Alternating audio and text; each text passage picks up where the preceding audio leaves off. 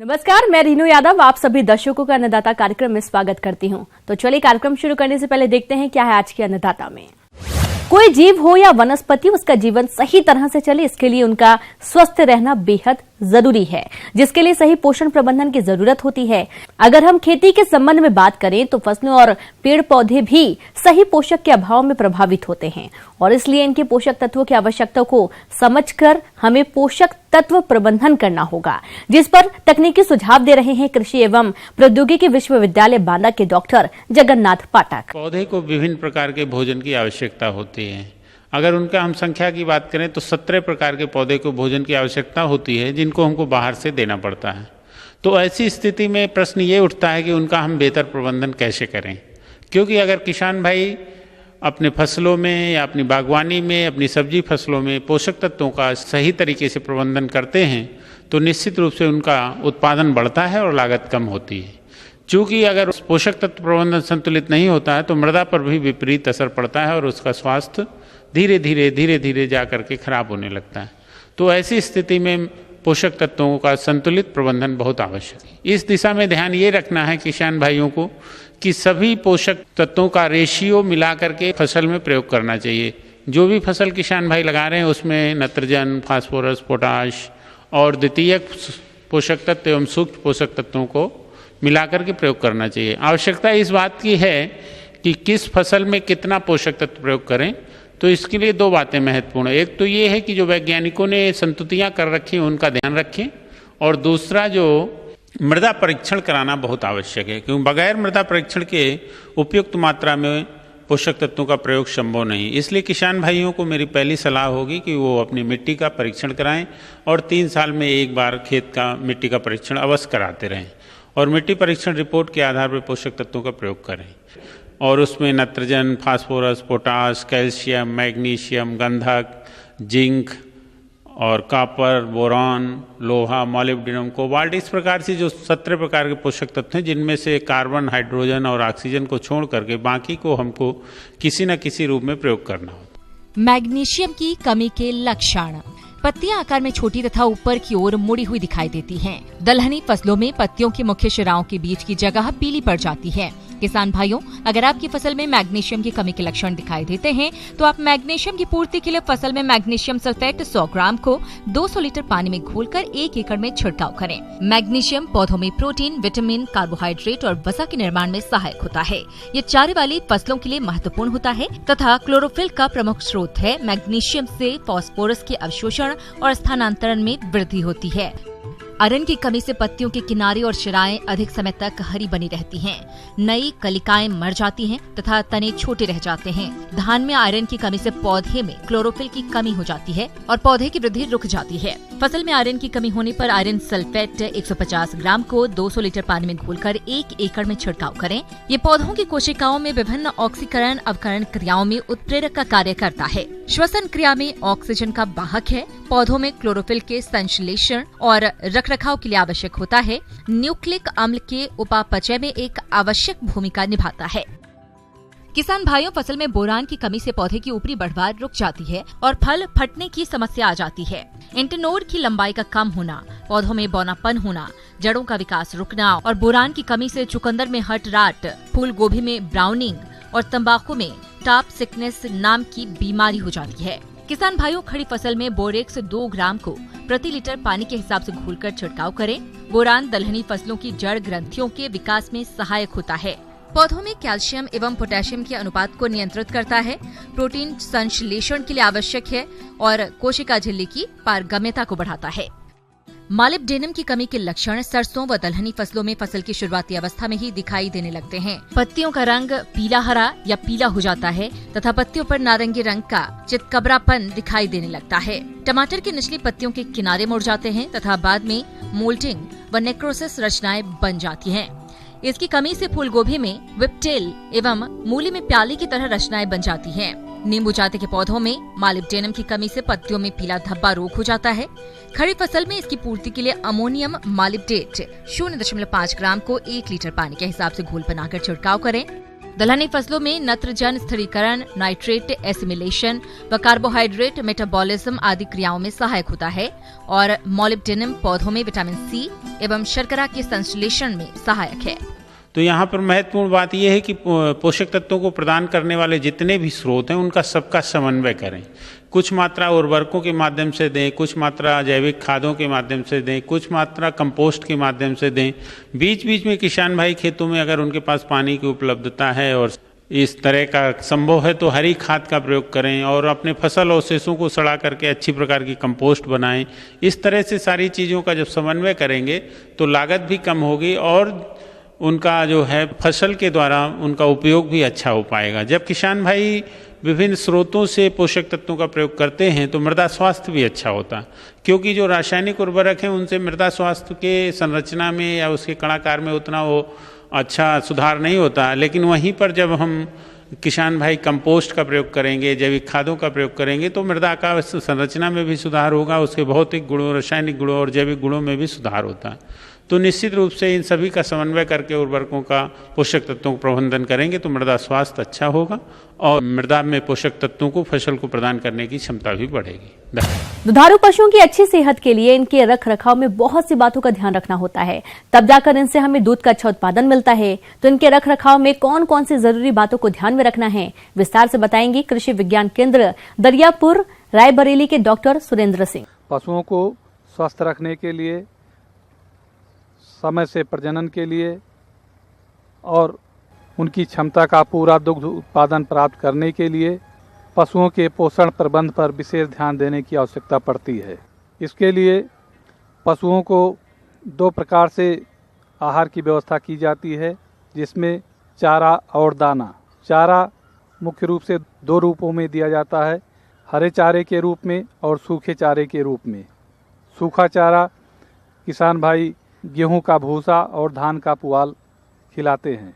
धान का पुआल अगर लगातार खिलाते हैं तो इससे पशुओं के अंदर कैल्शियम की कमी होने लगती है, क्योंकि धान के पुआल में एक रसायन ऑक्जेलेट पाया जाता है जो पशुओं के शरीर से कैल्शियम अपने साथ निकाल लेता है और जो हम पशुओं को चारा या दाना देते हैं वो पशुओं के शरीर में कैल्शियम की पूर्ति नहीं कर पाता है।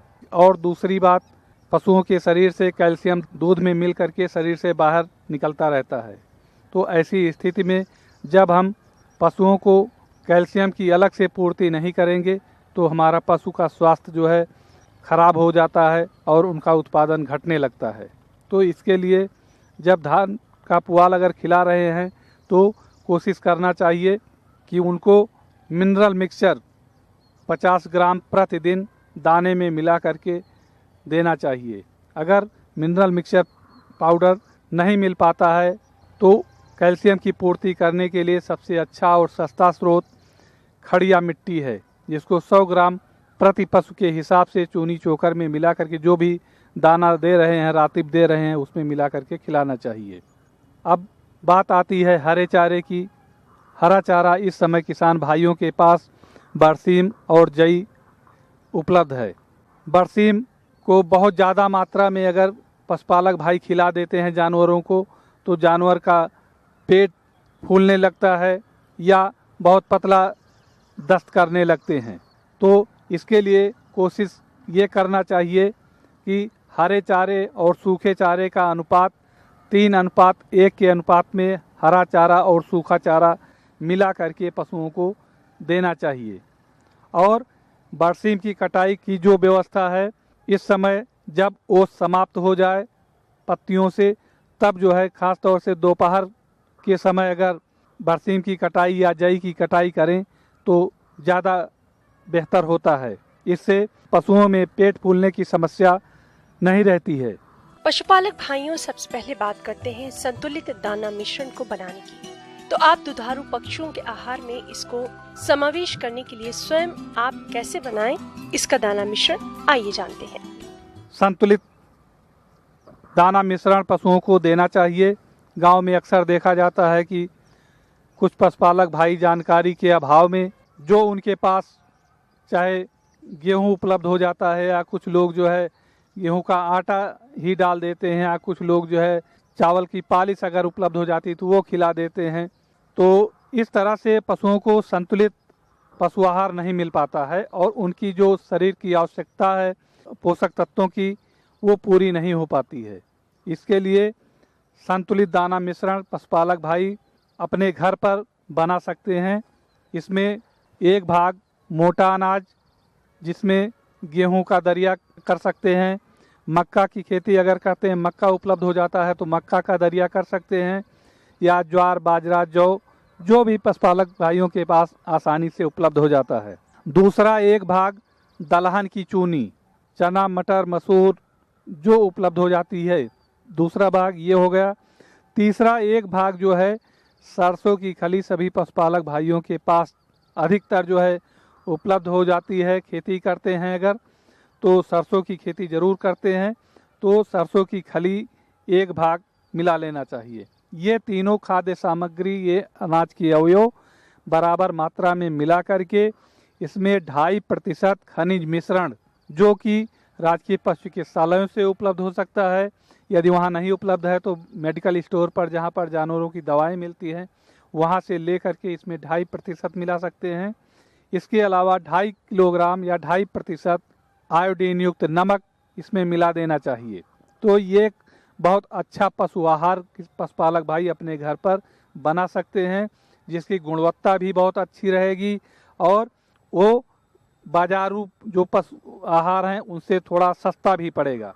तो इस प्रकार से जो है हम अपने पशुओं को अच्छा पशु आहार उपलब्ध करा सकते हैं। अब ये दाना मिश्रण या ये जो संतुलित आहार है कितनी मात्रा की आवश्यकता है ये जानने की ज़रूरत है। जो दूध देने वाले पशु हैं उनमें यदि गाय पालन कर रहे हैं तो 3 लीटर दूध देने पर 1 किलोग्राम पशु आहार देंगे और भैंस पालन कर रहे हैं तो 2.5 लीटर दूध देने पर 1 किलोग्राम पशु आहार देंगे। इसके अलावा 1 से 1.5 किलोग्राम पशु आहार जीवन निर्वाह के लिए हमेशा दिया जाएगा। जब आपका जानवर जब दूध दे रहा है तब भी देना है या गर्भावस्था में है तब भी उसको खिलाना है जिससे उसके स्वास्थ्य पर कोई विपरीत प्रभाव न पड़े। जॉन डियर अन्नदाता हेल्पलाइन निःशुल्क फोन संपर्क सेवा के माध्यम से आपके द्वारा पूछे गए प्रश्नों में से 1 या 2 महत्वपूर्ण प्रश्नों को हम अपने कार्यक्रम में शामिल करते हैं और इसी के तहत आज का चयनित प्रश्न और उसका जवाब इस प्रकार है। निःशुल्क अन्नदाता हेल्पलाइन में आज हमने जिस प्रश्न को शामिल किया है उसे पूछा है रसड़ा जिला बलिया के भावनाथ वर्णवाल ने। आपने नींबू के बाग में किए जाने वाले समसामयिक कार्यों पर जानकारी चाहिए है तो इसके लिए देखिए कार्यक्रम का यह अंश। साथियों, जिन किसान भाइयों के पास नींबू की बाग है उनमें देख रेख का कार्यक्रम आपको करके उससे अच्छी फलत आप ले सकते हैं। कभी कभी धब्बे दिखाई देते हैं पत्तियों पर, कभी कभी फल पे भी धब्बे दिखाई देते हैं। तो सामान्य रूप में अगर आप इस पर कॉपर ऑक्सीक्लोराइड 3 ग्राम प्रति लीटर पानी की दर से घोल के छिड़काव करते हैं तो उससे सामान्य हल्का रहता है तो वो इसको लाभ मिल जाता है। लेकिन अगर ज़्यादा इस पर प्रभाव कर रहा है तो आपको स्ट्रेप्टोसाइक्लिन का छिड़काव इस पर करना होगा। स्ट्रेप्टोसाइक्लिन का पाउच आप ले करके और प्रति 10 लीटर पानी में 1 ग्राम के हिसाब से घोल करके इसका जो है आप छिड़काव करेंगे तो जो इसमें कैंकर डिजीज या जो धब्बे टाइप जो पत्तियों पर हैं वो इससे आपको निजात मिल जाएगी। देखते होंगे कभी कभी पत्ती काटने वाले कीट बहुत ज़्यादा प्रभावित करते हैं और वो पत्तियों को बहुत ज़्यादा नुकसान करते हैं। तो वहाँ पर डाइमेथिएट का छिड़काव कर देने पर या कीटनाशक पाउडर का भी छिड़काव कर देने पर उससे सुरक्षा हो जाती है। साथियों, नींबू के पौधे को पोषण बहुत आवश्यक है और इसके लिए हम आपसे अनुरोध करेंगे कि हर वर्ष जुलाई अगस्त में और जनवरी में 250 ग्राम नाइट्रोजन, 125 ग्राम फास्फोरस और 250 ग्राम पोटास ये मात्रा आप अवश्य ही अपने नींबू के पौधे में पूरे थाले में नमी की अवस्था में दें। इसके साथ ही 25 किलो सड़ी गोबर की खाद भी अवश्य दें। साथियों, कभी कभी आप ये देखते होंगे कि नींबू के जो तने हैं उनसे गोंद निकलता है बहुतायत मात्रा में और तने धीरे धीरे सूख जाते हैं। जहाँ पर इस तरह की बात है वहाँ किसान भाई करीब 70 से लेकर के 100 ग्राम के बीच में कॉपर सल्फेट, नीला थोथा या तुतिया ये प्रति थाले में अवश्य दें। इसके साथ थोड़ा इसकी आधी मात्रा में बुझा चूना भी मिला दें। यदि डालें कहीं फटते हैं, उसमें छाल भी कभी कभी फटने लगती है, जहाँ पर इस तरह की चीज़ है, या फल कभी कभी नींबू के फट जाते हैं। तो ऐसा 2 कारण से होता है कि कभी सूखी अवस्था में एकाएक पानी देने से भी ऐसा होता है, या बोरान की कमी से। तो नींबू की सिंचाई सीमित मात्रा में उतनी ही करें, और यदि बोरान की कमी के कारण आपको परिलक्षित हो रहा है कि फल फटने, उस पर धब्बे पड़ने की बात है, तो वहाँ पर बोरान आप अवश्य जो है हर पौधे को दे दें। साथियों, कभी कभी इस पे खैरे खैरे रंग के धब्बे आते हैं, तो जहाँ पर इस तरह के लक्षण परिलक्षित हो रहे हैं तो वहाँ पर जिंक सल्फेट की कमी हो सकती है। अपनी मिट्टी का टेस्ट भी करा लें, माइक्रो न्यूट्रिएंट का भी टेस्ट करा लें, और वहाँ पर अगर जिन चीज़ों की कमी है तो वहाँ पर इसको आप पूर्ति कर दें, जिंक सल्फेट की पूर्ति आप कर देंगे तो इस तरह की समस्या इससे हट जाएगी। आप इनसे अच्छा उत्पादन ले सकते हैं, अच्छा लाभ प्राप्त कर सकते हैं।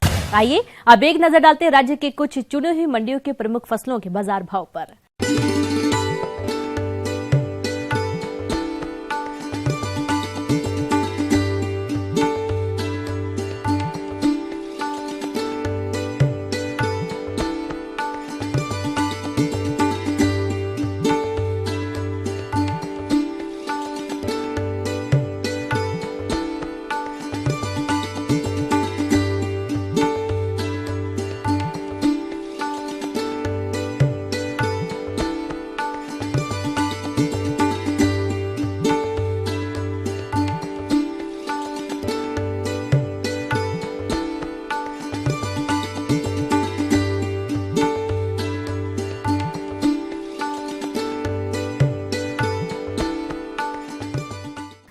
हम यह उम्मीद करते हैं कि आज का कार्यक्रम आप सभी दर्शकों के लिए उपयोगी रहा होगा। किसान भाइयों, अन्नदाता आपकी सेवा के लिए संकल्परत है। कृषि संबंधित समस्या एवं सुझावों के लिए आप हमें इस पते पर संपर्क कर सकते हैं।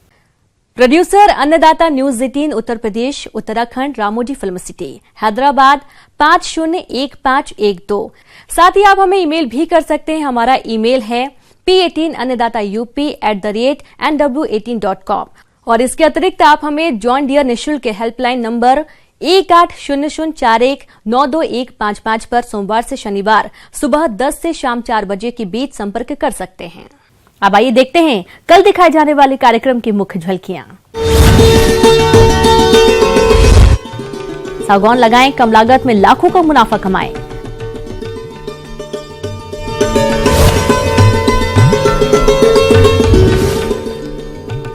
मौसम पूर्वानुमान और उस पर आधारित साप्ताहिक कृषि सलाह।